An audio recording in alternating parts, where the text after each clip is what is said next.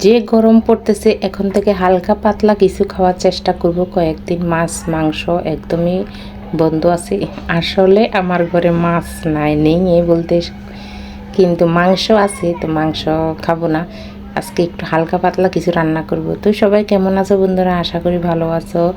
তো আবারও নতুন একটা ভিডিও নিয়ে হাজির হলাম। ভিডিওটি আশা করি ভালো লাগবে। ভালো লাগলে লাইক কমেন্ট শেয়ার করবে।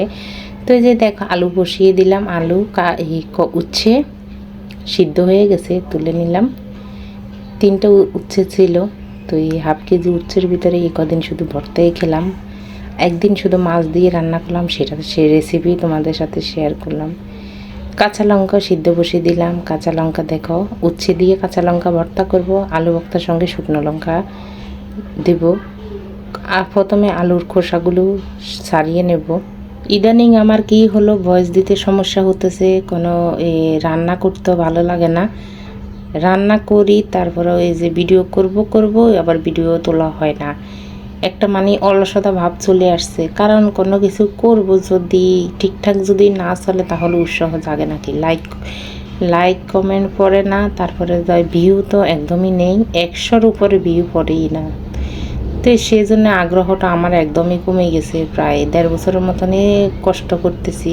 একটা জিনিস আমি করব, যদি আমার জিনিসটা যদি ঠিকঠাক না হয় তাহলে সে জিনিসটার প্রতি আগ্রহটা দিন দিন কমে যাবার এই কথা।